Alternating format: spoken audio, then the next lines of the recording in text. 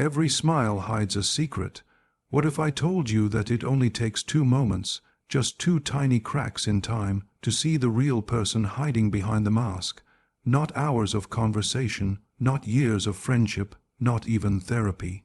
Carl Jung once said, "The most terrifying thing is to accept yourself completely." And the truth is, most people can't, they don't, they won't, because what lies beneath the surface isn't always beautiful. It's raw, unfiltered, sometimes dark. That's why they smile so often, why they give you compliments, why they pretend to be okay, because the shadow within them is terrified of being seen, terrified of being understood, terrified of being rejected. But here's the secret Jung unlocked. The truth leaks out in micro moments when the ego is distracted, when the social mask slips, and if you know what to look for, you'll never be fooled by a fake smile again. Let's go deep into the unconscious. Let's break down the 2 powerful psychological signs Carl Jung hinted at so you can finally decode what people really feel, who they really are, and what they're really hiding behind their words. This isn't manipulation. This is awareness, and it will change how you see everyone. Let's begin. Chapter 1. Watch how they treat the powerless. You want to know someone's true character. Don't watch how they treat the rich. Watch how they treat the forgotten. Watch their body language when a cleaner enters the room. Listen to their tone when speaking to the delivery guy. Observe their eyes when a child asks for help, because in that moment, their shadow is speaking. Carl Jung famously said, "Everything that irritates us about others can lead us to an understanding of ourselves." But what if I told you that everything we ignore about others also reveals our truest self? We live in a world obsessed with performing kindness on social media in front of bosses, lovers, influencers, but the real test is how someone acts when there's nothing to gain, no likes, no validation, no witnesses. That's why the waiter rule became famous in modern psychology. If someone treats the waiter poorly, they're not a good person, they're just good at acting. But Jung went deeper. He saw this not as just rudeness, but a crack in the soul. When someone belittles the powerless, mocks the weak, talks down to those who can't fight back, they're not revealing confidence, they're revealing an infection in the unconscious. A superiority complex is never about power. It's about pain. Behind every loud, arrogant, condescending man is a version of him that was once ignored, overlooked, abandoned, unseen.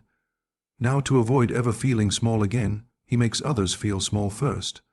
This is shadow projection, and Carl Jung warned, until you make the unconscious conscious, it will direct your life, and you will call it fate. So, if someone always needs to dominate, mock, or devalue you others, it's not just bad manners. It's a trauma response. These are not just annoying habits. They're early signs of deep psychological shadows. Do they thank the cleaner or act like they're invisible? Do they smile at the boss but roll their eyes at the staff? Do they remember the names of important people only? Do they joke at someone's expense when that person can't fight back? Do they borrow money from someone poorer and never return it just because they know that person won't confront them? These aren't minor flaws. These are leaks in the unconscious, the exact places where ego has silenced empathy. Because if someone is selectively kind, they're not kind, they're calculating. Power without humility is just insecurity. You want to be powerful. Be kind when no one's watching. You want to be respected. Respect those who can do nothing for you, because the man who speaks gently to the janitor and gives dignity to the forgotten is the man whose shadow has been faced, understood, and integrated. And that's real strength.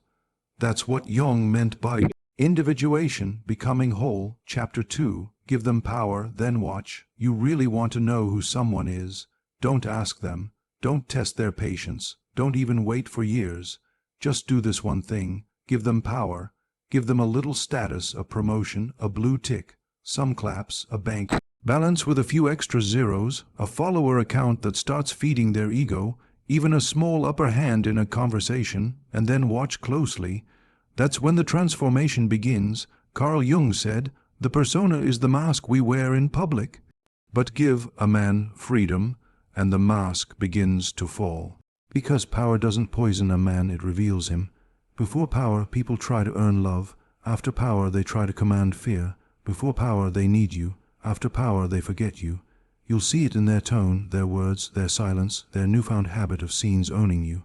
Their sudden loss of patience with people they used to admire. They don't walk the same because now they think they're flying. The power paradox. Modern neuroscience confirms what Jung hinted at 100 years ago. Psychological studies show a shocking truth. Once someone gains power, their empathy starts to die, not metaphorically, literally. Their mirror neurons, the parts of the brain that allow us to feel others' emotions, begin to shut down. So the powerful stop feeling, stop listening, stop caring. They don't see you as a human being anymore. They see you as a function. A waiter becomes just a service, a friend becomes just a fan, a parent becomes just another responsibility, a partner becomes just someone in the way.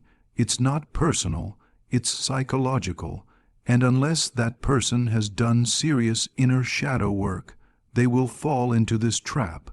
Jung would call this the mask of persona. Breaking and the true self finally leaking out. We meet ourselves time and time again in 1,000 disguises. But here's the twist. Power doesn't corrupt people. It reveals the corruption that was hidden behind charm and humility. It's like shaking a bottle. What spills out was always inside. Red flags, power unmasked. Want to know if someone's soul is clean?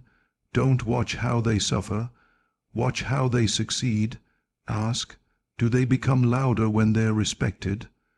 Do they talk less to you the higher they rise? Do they now post quotes about haters to feed their ego? Do they interrupt others more during conversations? Do they forget who helped them climb once they reach the top? Do they start keeping people beneath them just to feel tall? Because when people no longer need you, that's when you'll finally see if they ever truly valued you. Real power is humility that survived success.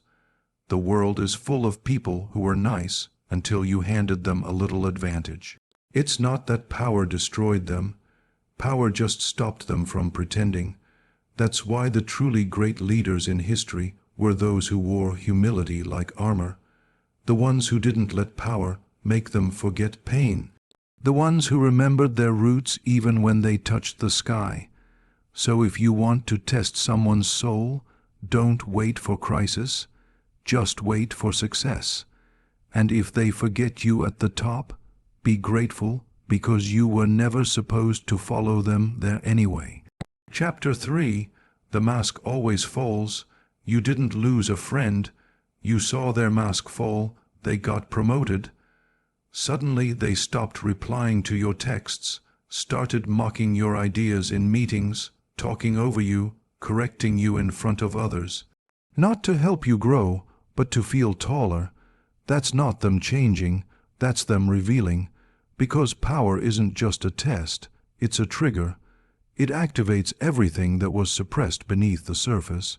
And Jung warned us long ago, man is not what he thinks he is.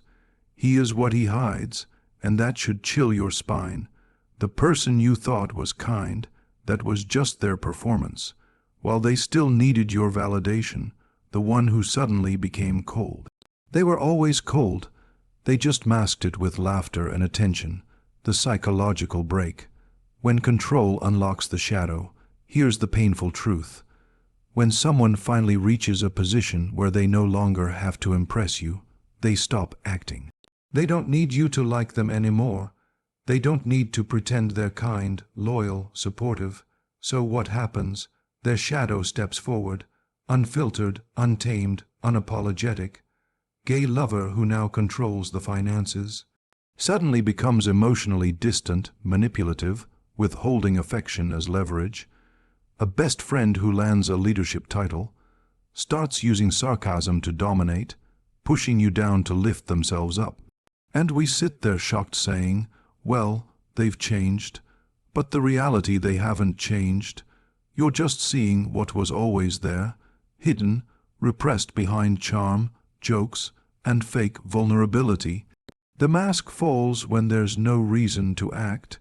We all wear masks. Jung called this the persona, the social self we craft to survive.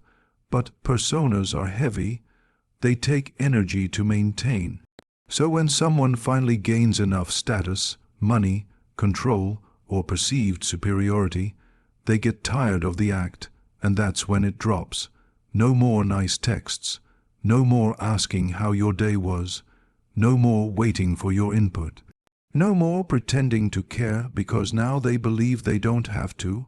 That's not growth. That's ego unchained. Red flags that the mask is slipping.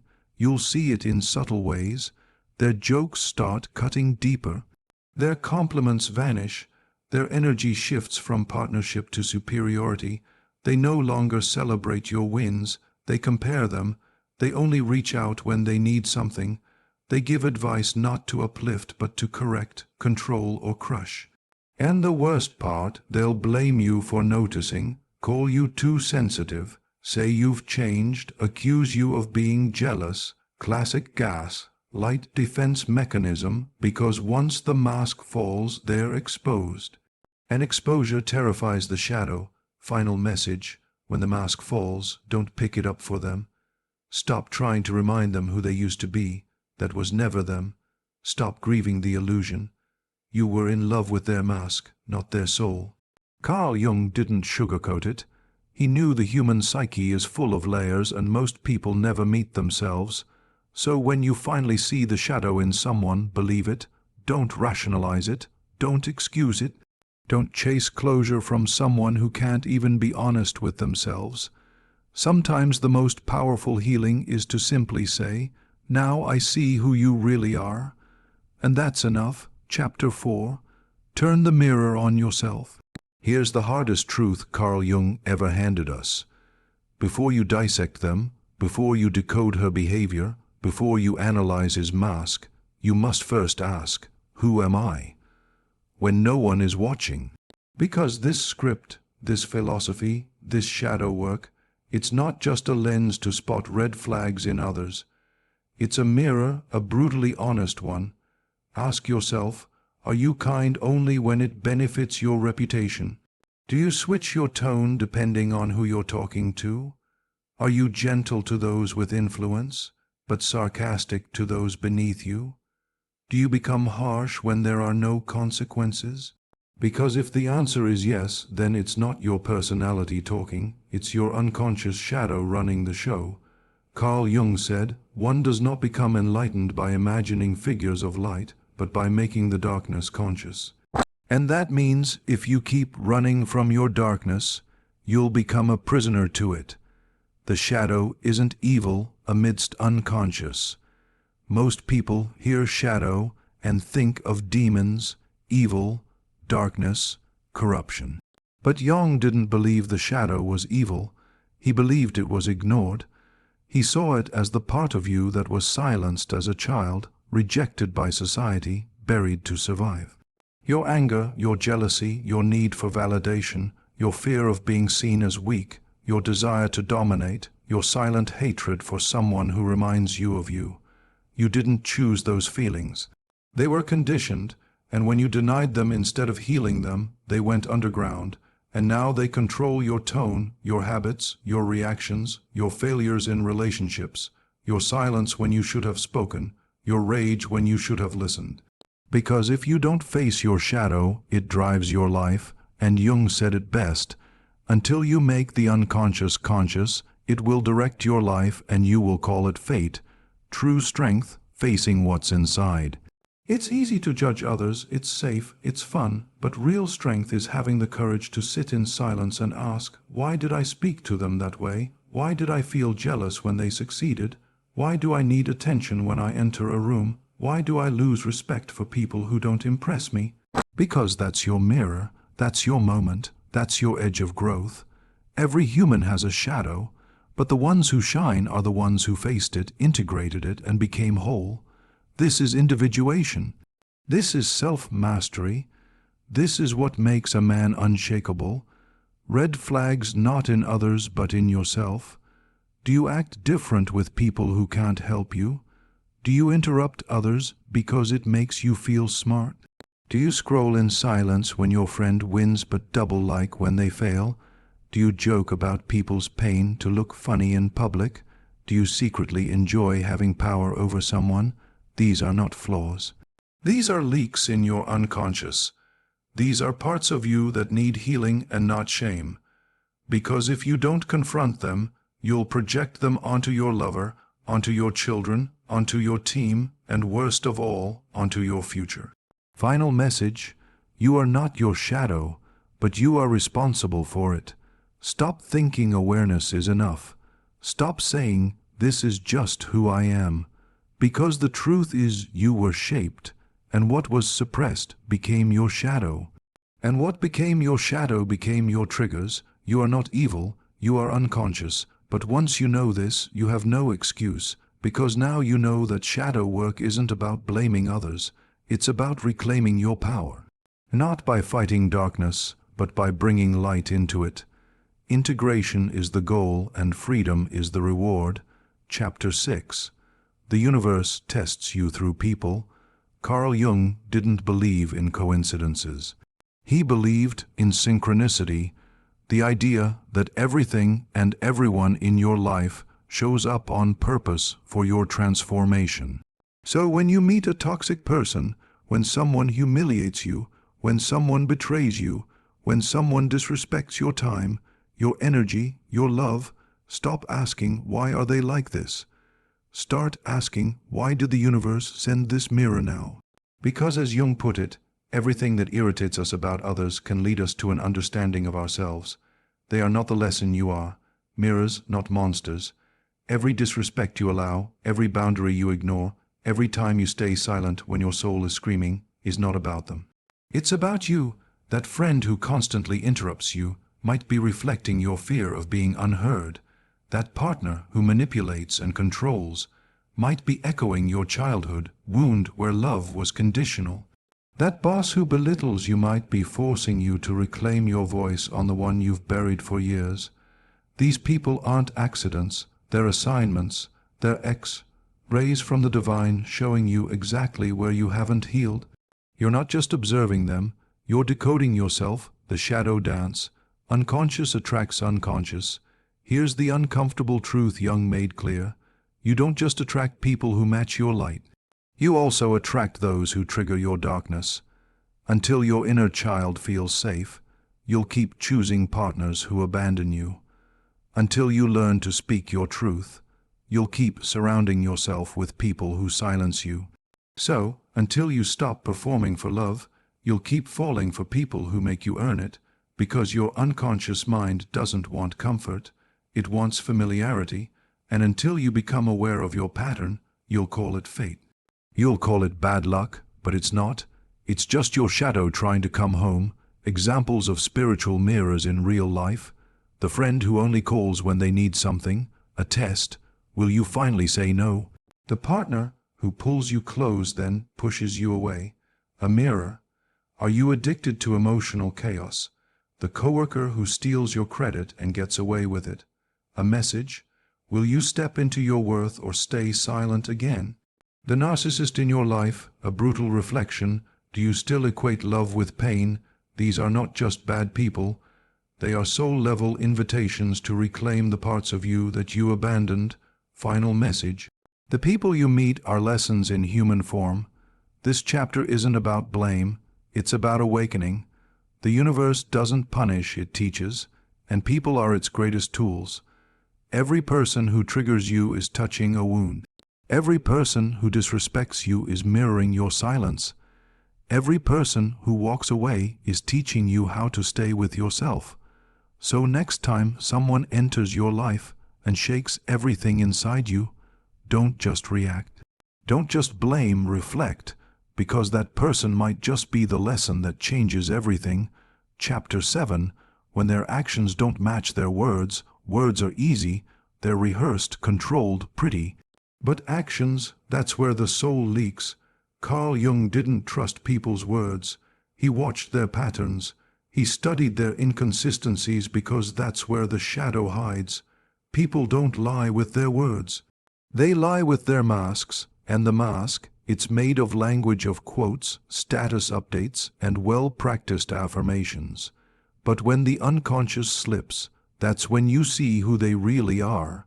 The shadow always reveals itself in action. You'll meet people who say, "I love you," but ignore your pain when you need them most. "I'm a peaceful person," but explode the moment they're challenged. "I'm all about respect," but belittle the waiter, shame the vulnerable, and gossip behind closed doors. "I'm humble," but secretly compete, control, and boast when no one's noticing. These aren't contradictions, they're projections. The person who shouts about peace is often battling rage. The one who flaunts humility often fears inadequacy.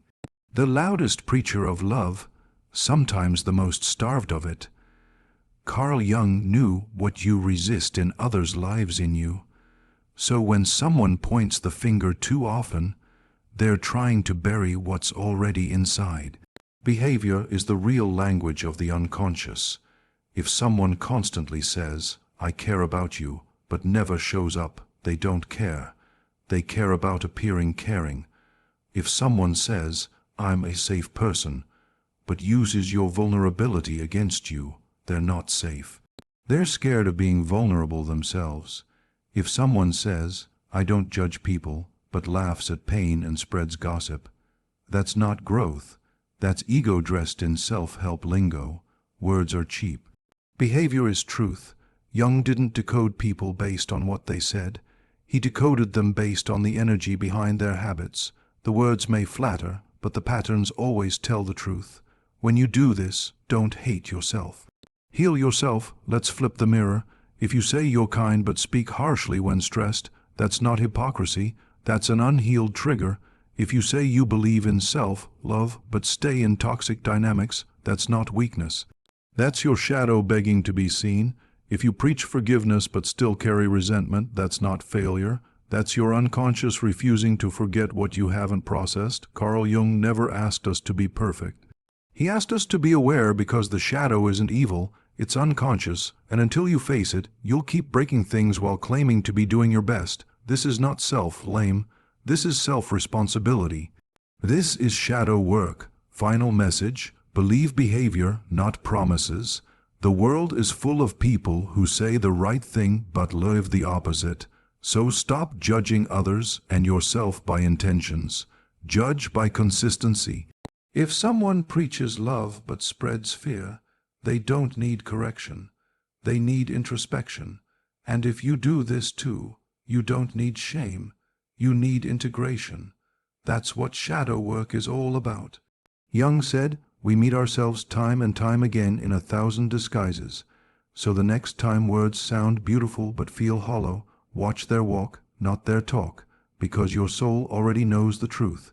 You just need to stop doubting it. Chapter 8. The Danger of Selective Kindness. Real kindness doesn't change with the room. It doesn't scan your follower count.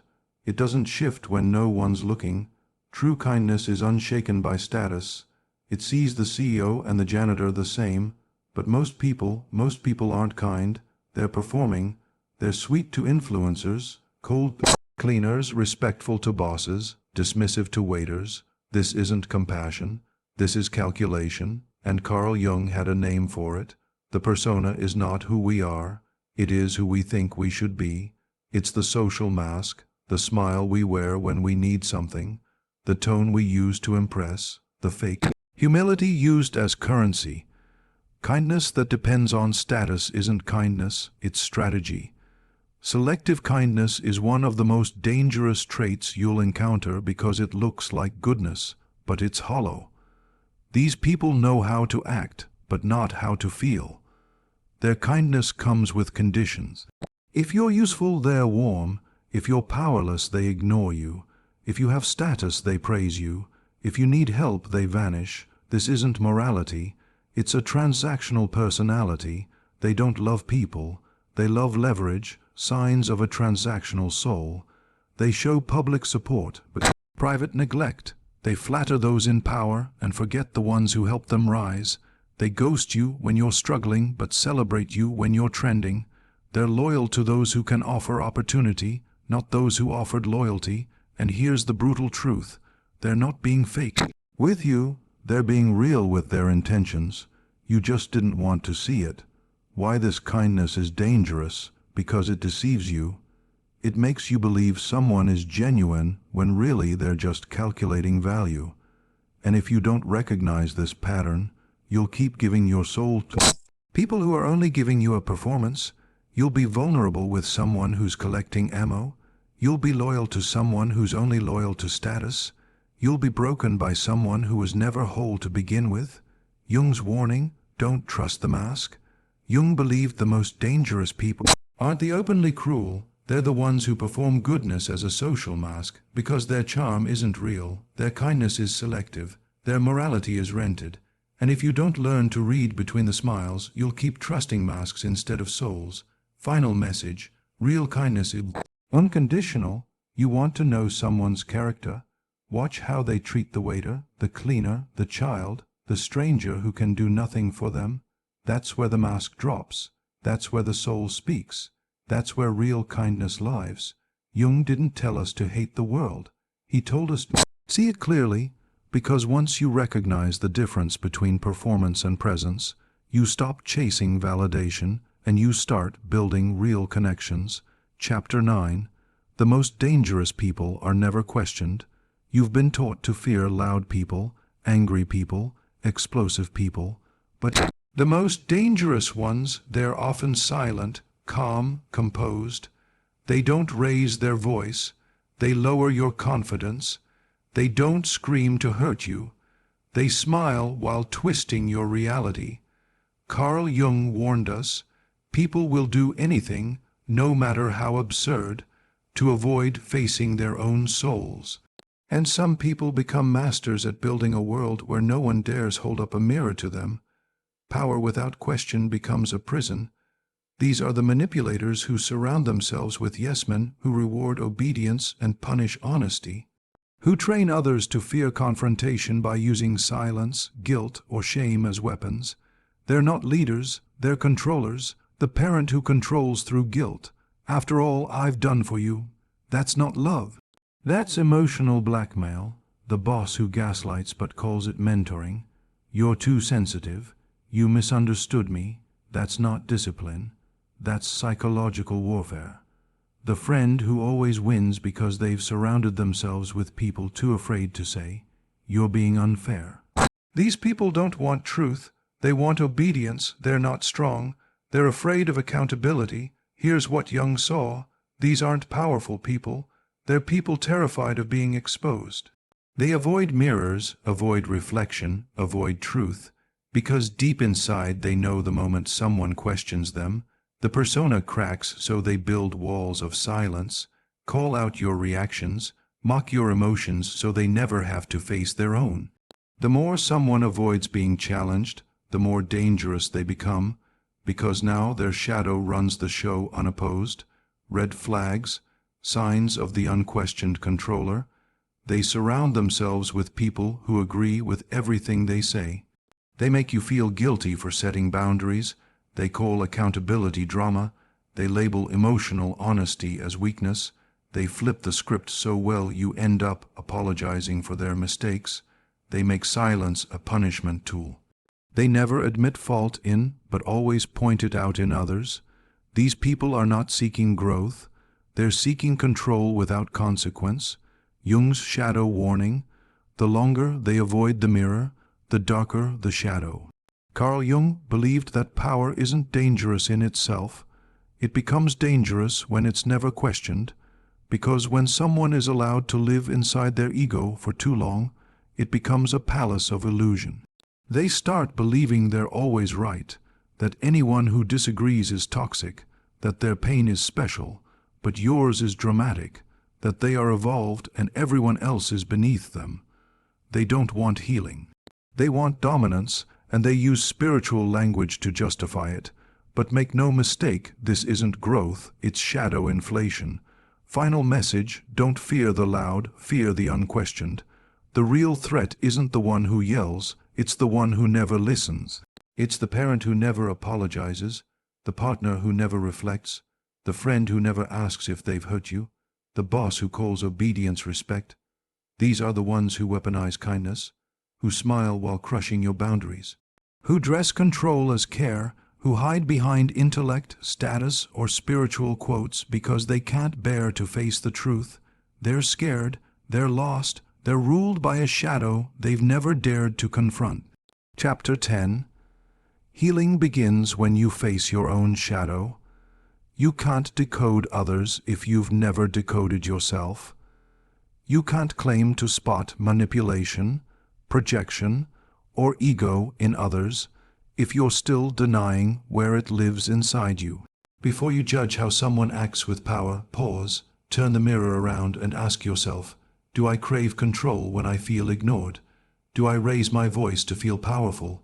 Do I get cold when I'm afraid of being hurt? Do I manipulate love so I don't feel rejection?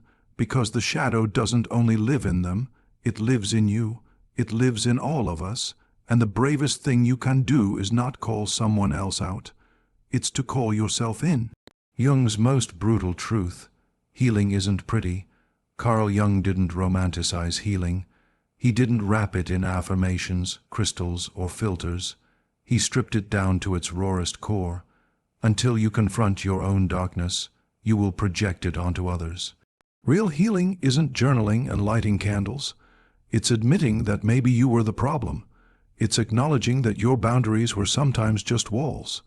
It's owning the fact that sometimes you pushed people away not because they were toxic, but because you were afraid of being seen. True shadow work is sitting in the messy version of yourself and not running away. Stop watching others. Start watching yourself. We are taught to study others, to analyze their red flags, to read their energy, to call out their ego. But the real power is in the moments where you observe your own, when you have the upper hand. Do you use it to control or to uplift? When someone opens up to you, do you protect their vulnerability or use it later? When you're hurt, do you communicate with honesty or manipulate to feel safe? This is the work, the uncomfortable, the invisible, the sacred. Freedom begins where the shadow ends. You're not free when people approve of you. You're free when you don't need to hide from yourself anymore. You're not healed when you let it go.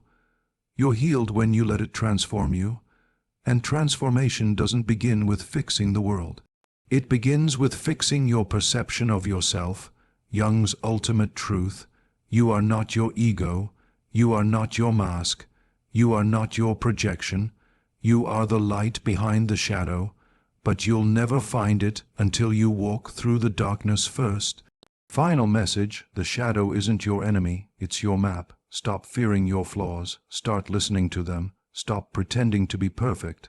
Start being whole, because every time you deny your jealousy, rage, fear, or shame, it doesn't disappear.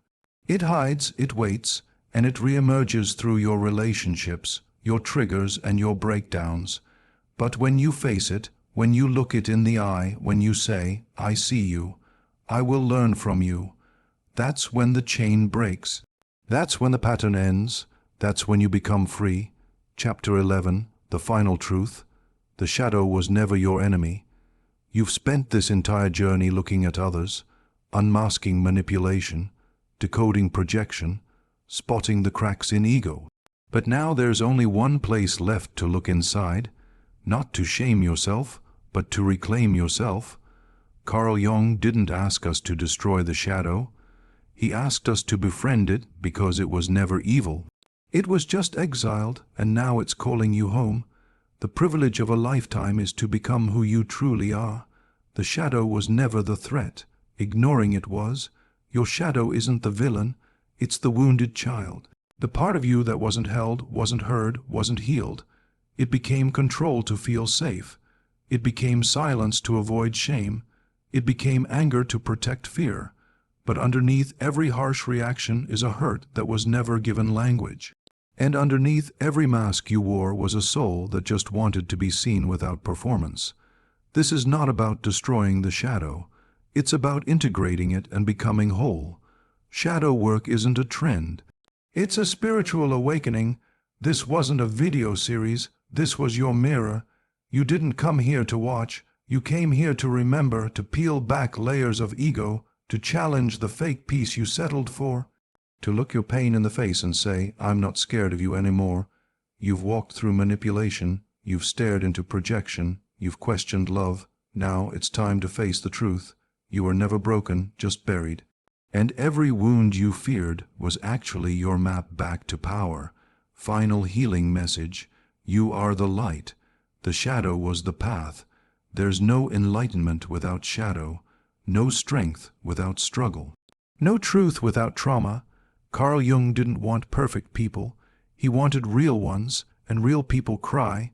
They rage, they relapse, but they return to themselves again and again. One does not become enlightened by imagining figures of light, but by making the darkness conscious. So stop apologizing for your shadow, start listening to it, because once you embrace your full self, nothing can be used against you, not even your past. This series wasn't just content, it was a mirror. Comment below: I choose truth over comfort. I choose healing over pretending. I choose to face my shadow. Share this series with someone who's silently suffering behind a smile. Let them know they're not broken, they're awakening. Subscribe not for motivation but for transformation, because here we don't sell comfort, we serve truth, and the next chapter of your evolution starts with one decision: face yourself, free yourself. That's the Carl Jung way, and now it's yours too.